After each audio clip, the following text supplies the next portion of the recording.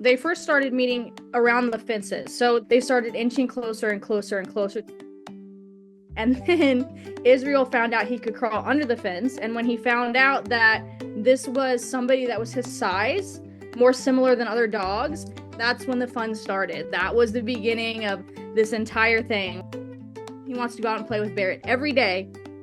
Barrett will stand out in the yard or the field, and he will look up at the windows or look up at the house. And if you look out and you see Barrett staring at the house, that means to let his friend out to play. And so I was like, okay, this is serious. This is a serious friendship right here. The only people that can keep up with a Great Dane is a mini horse, and one of the only things that can keep up with a mini horse is a Great Dane. And so they played tag. At some point, they got into like complete boy wrestling. They like to roughhouse out there. We have a huge thing of hay where the cows eat, and I don't know why they love to do this, but they love jumping in that and roughhousing around and running around in it. I think it's because all the cows and the alpacas are around, and so if they get into it, they're the center of attention.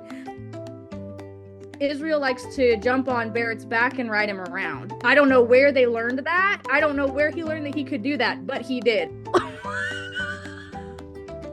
And then they will also just spend time with each other.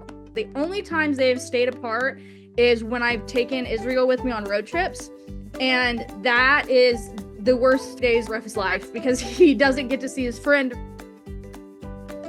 The second he got out of the car, he was like, finally reunited. Like, why did you abduct me away from my friend? As if they hadn't seen each other in 10 years. I would honestly describe their friendship like a sibling relationship. It's just like, that's your person, that's your family, and they couldn't imagine life without each other. Of course, they are like boys. They roughhouse, play, get into trouble, but overall, it's just like a very loving, accepting relationship. And I honestly don't even think they realize that they're different species. But at the core of it, it doesn't matter to them. They're like, we're friends, we are the same size, we have fun together. That's all that matters. They keep me well-rounded and they keep me having fun no matter like what kind of day I've had. They have brought a smile to people's faces. That just makes me so happy that someone got like a smile or a laugh from them. Especially in today's world, it can be so difficult. And so that's my favorite part about it all, because they're always going to play whether it's on screen or not.